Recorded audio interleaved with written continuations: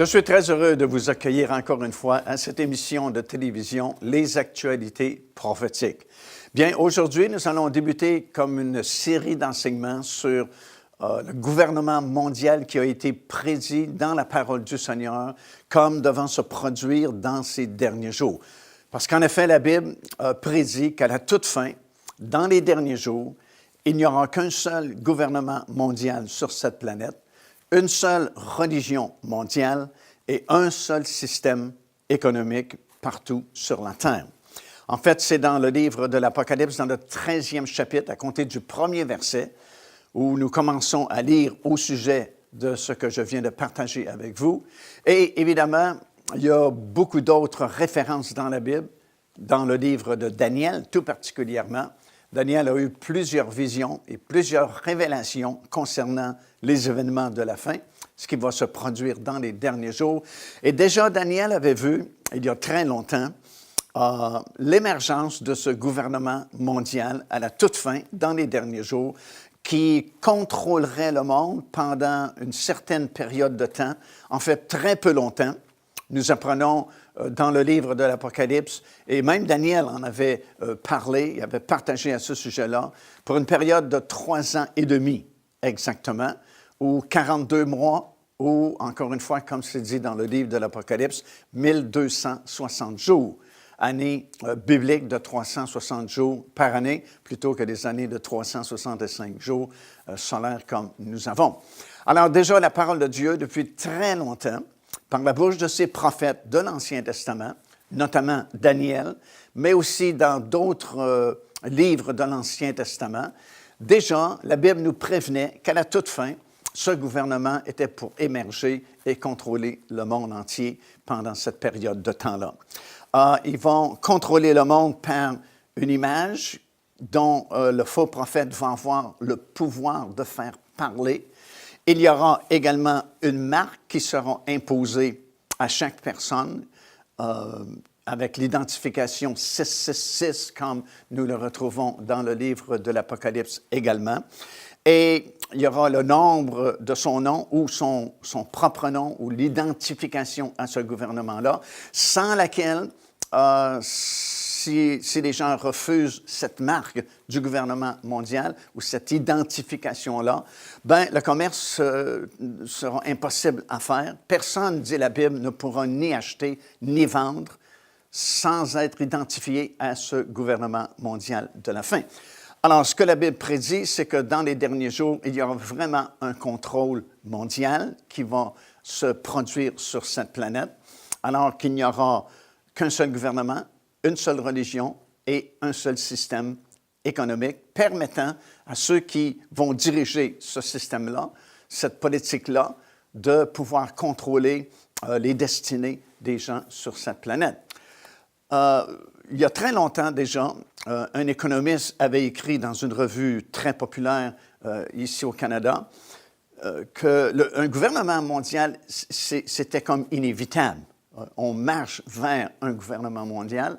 Et cet économiste qui avait écrit cet article n'est pas nécessairement quelqu'un qui se fondait sur les Écritures pour déclarer une telle chose, parce qu'à ma connaissance, ce n'était pas un chrétien né de nouveau qui connaissait nécessairement la Bible, mais cet économiste avait déjà annoncé que c'était vraiment incontournable. Le monde se dirige vers un gouvernement mondial. Et ce qu'il avait écrit comme conclusion de son article était vraiment frappant pour quelqu'un qui ne connaissait pas les prophéties de la Bible à ce sujet-là, parce qu'il avait dit, c'est comme inévitable, bien sûr, ce gouvernement mondial qui arrive bientôt. Si c'est un bon gouvernement, dit-il, ben, tant mieux, parce que ça va bien aller sur la planète. Mais s'il fallait que ce soit un mauvais gouvernement, alors, dit-il, on est tous faits, on ne peut pas y échapper, on sera sous le contrôle de ce gouvernement-là.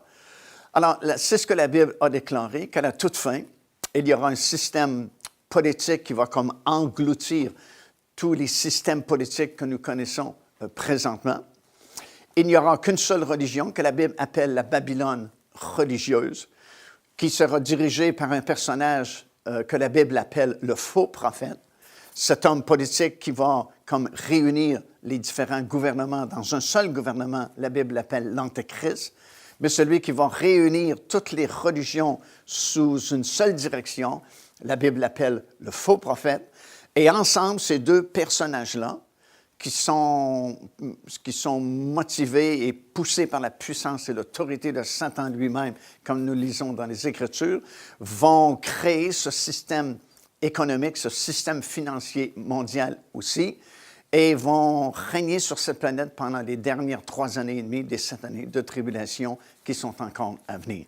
Alors, ce que nous allons faire au cours de ces prochaines partages que nous aurons ensemble, on va développer ce que la Bible nous enseigne concernant ce gouvernement-là, également ce que la Bible nous enseigne concernant cette unification-là au point de vue religieux, et ce que la Bible nous enseigne également concernant ce système économique, financier qui arrive bientôt. Alors, ça va être bien intéressant de retrouver tous ces versets-là dans la parole de Dieu qui parlent au sujet de ces choses.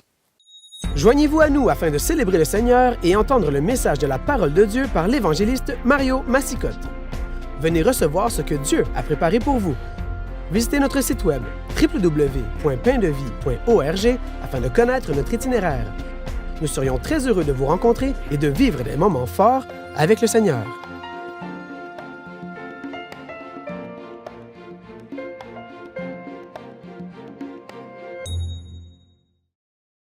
Et nous savons évidemment que ces choses sont sur le point d'arriver. Ça va arriver bientôt parce que tous les signes qui nous ont été donnés dans la parole de Dieu pour nous prévenir de la proximité de toutes ces choses sont déjà accomplis, comme on l'a enseigné à plusieurs reprises. C'est dans 1 Corinthiens chapitre 10 et le verset 32 que l'apôtre Paul explique que le monde entier, en fait, est divisé en 3 groupes: le peuple juif, Israël, les nations du monde et l'Église du Seigneur Jésus-Christ. Ça, c'est dans le monde physique, le monde naturel. Dans le monde spirituel, il n'y a que 2 groupes de personnes, selon la Bible. Ceux qui sont en Jésus-Christ et ceux qui sont sans Christ. Parce que Dieu ne fait pas de religion, il n'y a pas de catholique aux yeux de Dieu, ni protestant, ni bouddhiste, ni méthodiste ou peu importe les ismes.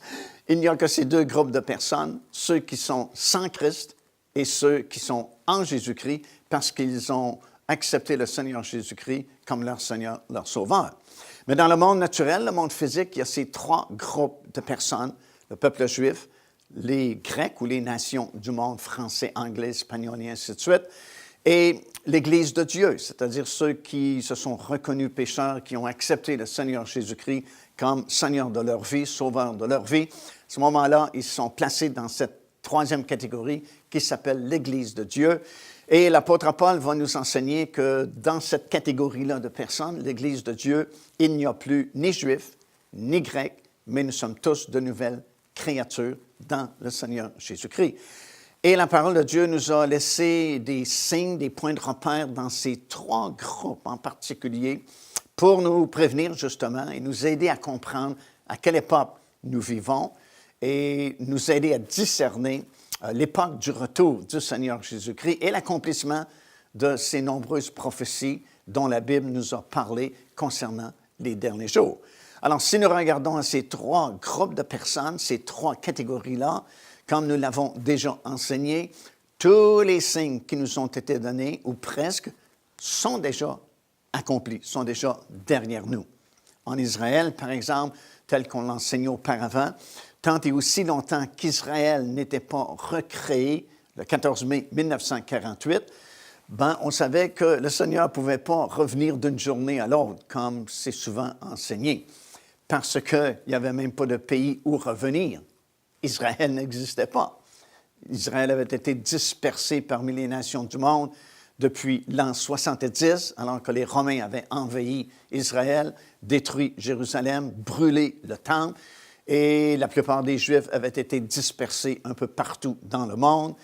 Les prophètes de l'Ancien Testament, néanmoins, avaient annoncé que dans les derniers jours, Dieu ramènerait son peuple au même endroit, dans le même pays, et qu'à nouveau, dans les derniers jours, Israël était pour exister. Et c'est au mois de mai 1948, bien sûr, après la guerre de l'indépendance, qu'Israël a été recréé. Et à partir de ce moment-là, ben, les nombreuses prophéties concernant cette première catégorie pouvaient s'accomplir. Elles ne pouvaient s'accomplir tant et aussi longtemps qu'Israël était dans cette dispersion un peu partout dans le monde. Puis 1967 est une année aussi très remarquée parce que c'est la libération de la vieille ville de Jérusalem. Encore, c'est des grandes prophéties qui nous avaient été données dans l'Ancien Testament et même par la bouche de Jésus lui-même dans Luc chapitre 21, qui avait annoncé que Jérusalem serait foulée aux pieds par les nations, mais pas indéfiniment, jusqu'à ce que le temps des nations qui contrôlaient Jérusalem soit terminé. Et au mois de juin 1967, le temps des nations qui régnait sur Jérusalem s'est terminé par la fameuse guerre des 6 jours. Et c'est la même chose dans le domaine de l'Église de Dieu. Il y avait de nombreuses prophéties également qui nous décrivaient la condition générale de l'Église à la toute fin, quand Jésus viendrait chercher ceux qui se seraient préparés. Et bien sûr, nous vivons toutes ces choses aujourd'hui. Donc, nous savons que nous sommes très proches de ces événements de la fin dont on a parlé, gouvernement mondial, une religion mondiale et un seul système financier, parce que tous les autres signes sont accomplis. Et dans Matthieu chapitre 24 et au verset 33, Jésus a dit, « Quand vous verrez toutes ces choses, sachez que le Fils de l'homme est proche, même à la porte. » Alors, quand quelqu'un est à la porte, c'est qu'il est vraiment pas loin de chez vous.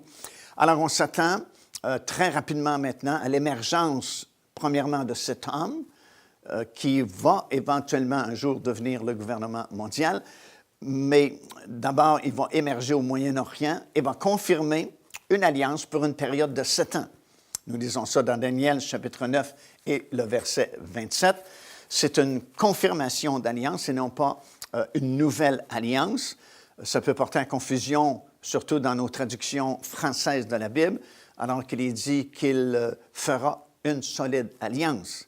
Mais le texte original dit « il confirmera l'alliance ». Alors, c'est bien différent de dire « il fera une alliance » que de dire « il confirmera une alliance ». Pour confirmer une alliance, il faut qu'elle existe déjà. Alors, il va confirmer une alliance pour une période de 7 ans. Et à partir de ce moment-là, il y aura la formation de ce 7e empire mondial-là, qui était représenté par le symbole des 10 orteils de la statue que le roi de Babylone avait fait à l'époque et qui avait été interprété par Daniel. Ça, c'est dans Daniel, chapitre 2, verset 31 jusqu'à 45. Ce 7e empire mondial n'est pas encore formé, mais il sera rapidement formé lors de la confirmation de cette alliance-là par cet homme, que le monde va accepter comme un génie politique. Pour l'Église, nous saurons que c'est l'Antéchrist qui a été prophétisé dans la parole du Seigneur. Et pour le peuple juif, ce sera son Messie qu'ils n'ont pas reçu, qu'ils ont rejeté lorsqu'il est venu la première fois, il y a plus de 2000 ans maintenant. Et comme Jésus a dit, « Moi, je suis venu au nom de mon Père et vous m'avez rejeté. Un autre viendra en son propre nom et lui, vous allez l'accepter. » Procurez-vous cet enseignement disponible dès maintenant sur notre site web au www.paindevie.org. En visitant notre boutique web, vous pourrez commander ou même télécharger les enseignements. Vous trouverez aussi plusieurs autres produits contenant des centaines de sujets pour votre édification. Lorsque cette alliance sera confirmée par cet homme qui va émerger soudainement au Moyen-Orient, ça va marquer le début de cette période qu'on appelle la période des tribulations mondiales, c'est-à-dire 7 années de tribulation où les jugements de Dieu vont s'abattre sur cette planète pour provoquer le retour physique et littéral du Seigneur Jésus-Christ sur la planète afin qu'il puisse établir son gouvernement ou son royaume qui, lui, ne passera jamais. Alors, on se demande pourquoi, parce que vous savez, il y a eu beaucoup de négociations au Moyen-Orient pour tenter de signer une alliance ou un traité de paix entre Israël, les Palestiniens et le monde arabe qui vit autour du petit État d'Israël. On sait qu'il y a environ 200 millions d'Arabes qui vivent tout autour du tout petit État d'Israël, qui n'est pas plus grand en fait que l'État du New Jersey aux États-Unis. Il y a à peine 7 millions d'habitants.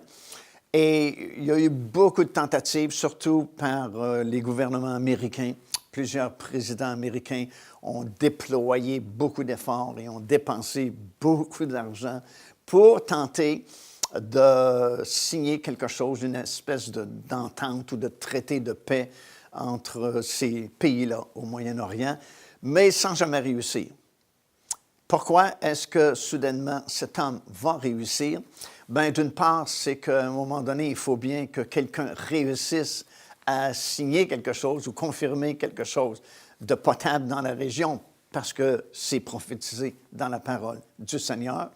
Mais aussi, c'est que si cet homme va réussir, c'est parce que il y a une catastrophe qui doit se produire, il y a comme un événement majeur qui doit se produire, qui va forcer, qui va obliger les nations du monde à prendre une entente de paix et de sécurité dans la région.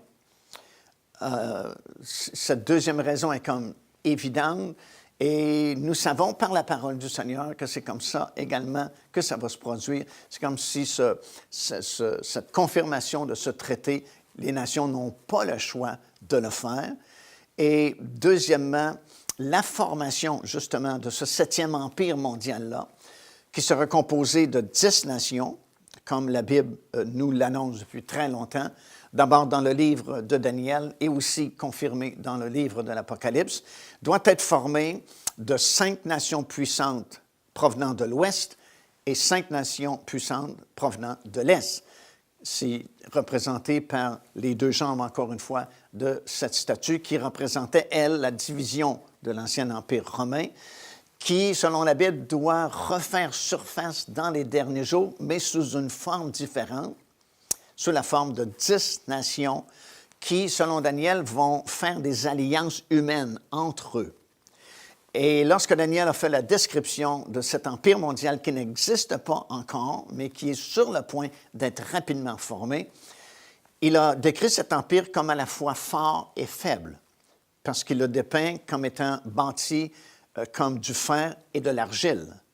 Et Daniel explique que le fer et l'argile, ça ne s'allie pas bien ensemble, ça ne tient pas bien ensemble, et conséquemment, cet empire qui sera formé dans les derniers jours sera à la fois fort et à la fois fragile. Alors, pourquoi est-ce que 2 groupes de personnes, un fort et un fragile, désireraient s'allier ensemble pour former un empire mondial? Bien, la réponse, c'est qu'ils n'auront pas le choix. C'est comme si la formation de ce dernier empire-là, il est obligatoire, il est comme forcé à la suite d'un événement majeur qui s'est produit sur cette terre. Et c'est en fait ce que la Bible semble nous dire, puisqu'il y a différentes possibilités qui nous renseignent au sujet de cet événement majeur qui va se produire et qui va obliger, forcer les gens à vraiment régler la situation au Moyen-Orient. Une de ces possibilités-là, c'est l'accomplissement de ce qui est écrit dans le psaume 83, les 5 premiers versets. On n'est pas certain si c'est une prière que le psalmiste fait à Dieu ou si c'est la prophétie d'une guerre, mais il y a plusieurs nations arabes, si vous lisez attentivement le psaume 83, plusieurs nations arabes qui sont situées autour d'Israël, qui sont mentionnées dans ce passage-là biblique, et il semble que ces nations-là font une attaque sur Israël. Une autre possibilité aussi, c'est la crise iranienne. On sait qu'en Irak, depuis très longtemps, ils travaillent à la fabrication de ces engins nucléaires et Israël est farouchement opposé à cela parce que, évidemment, l'Iran ne se cache pas de cela, mais annonce publiquement que dès l'instant où ils ont la bombe nucléaire, leur premier client, c'est Israël. Ils veulent faire sauter Israël afin qu'Israël puisse disparaître de la carte mondiale, qu'Israël soit repoussé dans la mer et que le nom d'Israël n'existe plus. Donc, Israël est farouchement opposé et il semble que les États-Unis, ils sont très conciliants avec l'Iran. On ne sait pas comment tout cela va se terminer, mais c'est possible qu'il y ait une attaque préventive d'Israël sur les installations nucléaires en Iran, ce qui provoquerait évidemment une réponse de l'Iran. Une troisième possibilité, c'est la prophétie que nous retrouvons dans Ézéchiel chapitre 38. alors que le prophète nous informe que dans les derniers jours, il y aura cette grande invasion, comme une invasion surprise sur les montagnes d'Israël, d'une grande puissance qui est située à l'extrémité nord d'Israël. Et cette grande puissance fera une coalition avec plusieurs nations, dont l'Iran est mentionné, la Turquie est mentionnée, et d'autres nations qui feront une attaque surprise sur Israël. Et à cette occasion-là, il y aura une grande défaite de cette coalition-là, et il y aura un chaos mondial, un chaos politique, un chaos économique. Le monde entier sera affecté par cette guerre-là, et c'est possible que ce soit l'élément déclencheur pour que cet homme puisse faire son apparition et littéralement sauver le monde d'une catastrophe encore plus grande en confirmant cette alliance de paix et de sécurité. Devenez partenaire avec ce ministère par votre soutien financier et aidez-nous à planter le flambeau de l'Évangile à travers le monde entier. Vous recevrez un enseignement audio à tous les mois de la part de l'évangéliste Mario Massicotte, ainsi que notre bulletin de nouvelles prophétiques incluant des enseignements bibliques, des nouvelles du ministère et des commentaires sur les actualités prophétiques. Débutez dès aujourd'hui en visitant notre site web www.paindevie.org ou par courriel à info@paindevie.org ou en nous écrivant à Pain de Vie, casier postal 426 800, Square Victoria, Montréal, Québec, H4Z 1J7. Alors, peu importe quel est l'élément déclencheur, cette confirmation de cette alliance aura lieu puisqu'elle est prophétisée dans la parole du Seigneur, comme devant se produire à la toute fin. Et cette confirmation-là, de cette alliance-là de paix et de sécurité, va permettre le début de ces 7 dernières années de tribulation avant le retour physique et littéral du Seigneur Jésus-Christ sur la planète. Alors, cette confirmation-là va se produire. Il y a cette entente qui sera confirmée par cet homme qui, soudainement, va émerger au Moyen-Orient et va sembler être comme le sauveur du monde parce que va réussir pour la première fois à ce que tous ces partis-là puissent s'entendre. Évidemment, c'est plus possible à ce moment-là parce qu'il y aura eu cette grande défaite-là comme une humiliation de cette attaque, de cette coalition plutôt, qui fera cette attaque sur les montagnes d'Israël. Le monde sera comme en espèce de chaos politique, économique à ce moment-là. Alors, c'est comme urgent de trouver une solution et on va se languir pour la paix et la sécurité. Et voilà que cet homme fait son apparition et vont réussir justement à confirmer une alliance entre Israël et ses nombreux pays aux alentours. Et la Bible dit qu'à ce moment-là, les gens du monde vont crier « Enfin, on a la paix et la sécurité pour toute la terre ». Ça, c'est dans 1 Thessaloniciens, chapitre 4 et le verset 3. Écoutez bien ce que la parole de Dieu a annoncé d'avance par l'entremise de l'apôtre Paul. Ça dit, « Lorsque les hommes diront paix et sécurité, alors une ruine soudaine les surprendra, comme les douleurs de l'enfantement surprennent la femme enceinte, et ils n'y échapperont point. » Alors, ça veut dire que dès l'instant où cette confirmation-là, de cette alliance-là aura lieu, on ne peut plus reculer, on ne peut plus revenir en arrière. C'est définitivement le début de ces 7 années de tribulation qui sont comptées en années dans la Bible, sont comptées en mois et sont comptées en jours. Alors, on ne peut pas changer rien, on ne peut plus reculer, on ne peut plus retourner en arrière, tout comme lorsque les douleurs surprennent la femme enceinte. Lorsque les dernières douleurs vont commencer et elle va accoucher, elle ne peut plus revenir en arrière, elle ne peut plus changer d'idée, le bébé arrive. Alors, c'est la même chose ici. Dès l'instant où cette alliance est confirmée, on ne peut plus revenir en arrière. C'est le début de ces 7 années de tribulation. Plutôt que de la paix et de la sécurité, comme les gens vont dire à ce moment-là, puisqu'ils vont vraiment penser que grâce à cette alliance qui a été confirmée au Moyen-Orient, enfin, les troubles sont terminés, il n'y aura plus de guerre, c'est la paix et la sécurité pour tout le monde. Bien, tout au contraire, c'est le début de ces 7 années de tribulation pour les habitants de la terre. Alors, ce que nous comprenons, par les choses que je viens de partager avec vous, c'est qu'il y aura 2 révélations au sujet de cet homme, que la Bible appelle l'Antéchrist. c'est bien sûr pour le monde, il ne sera pas reconnu comme l'Antéchrist. Ce n'est pas un mot qui est vraiment utilisé dans notre monde aujourd'hui. Comme j'ai déjà mentionné, pour le peuple juif, ce sera comme son Messie qu'Israël attend depuis très longtemps. Ils ont rejeté le vrai Messie qui est venu il y a 2000 ans, mais lui vont l'accepter comme son Messie. Et encore là, il faut qu'il se passe des choses exceptionnelles pour qu'Israël reconnaisse cet homme comme leur Messie. Parce qu'évidemment, quelqu'un ne peut pas arriver demain à la Knesset, le gouvernement israélien à Jérusalem, et dire « Bonjour, messieurs, je suis votre Messie ». Ils vont se moquer de lui. Il faut qu'il se passe quelque chose d'exceptionnel, quelque chose de vraiment extraordinaire. Il se passe des choses phénoménales, miraculeuses, pour qu'Israël accepte cet homme-là comme leur Messie.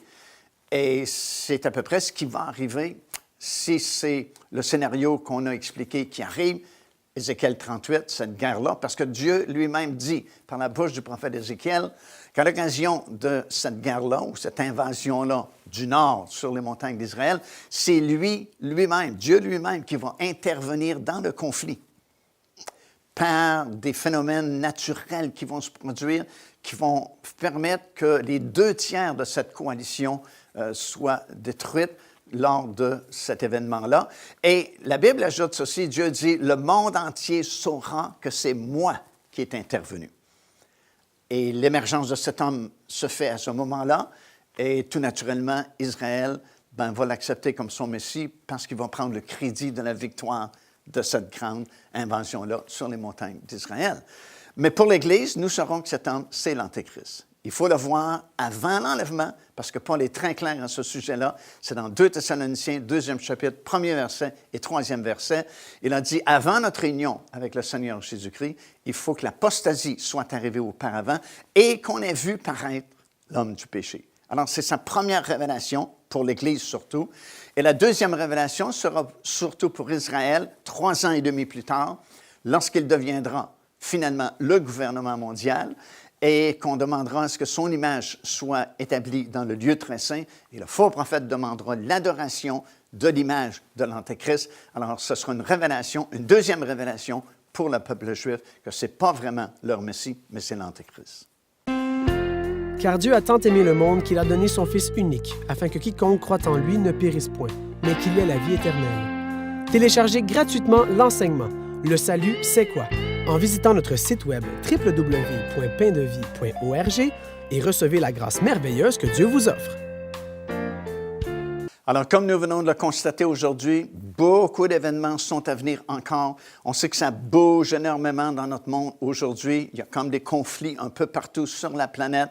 Mais malheureusement, ce n'est pas terminé. Il y a beaucoup d'autres événements qui sont sur le point de se produire. Et la meilleure chose à faire aujourd'hui, la meilleure façon d'avoir la paix et la sécurité, c'est d'accepter le Seigneur Jésus-Christ comme votre Seigneur, votre Sauveur personnel. La paix de Dieu va venir en vous et vous serez en sécurité en lui. Ici l'évangéliste Mario Massicotte qui vous invite à vous inscrire à notre lettre de nouvelles électronique. Et pour ce faire, il suffit de visiter notre site web au www.paindevie.org et tout en haut à la droite de votre écran, vous allez voir cet onglet sur lequel vous cliquez et vous vous inscrivez tout simplement. Ça vous permettra de recevoir des nouvelles du ministère de Pain de Vie et en même temps recevoir le bon enseignement de la parole de Dieu. Faites-le donc aujourd'hui même.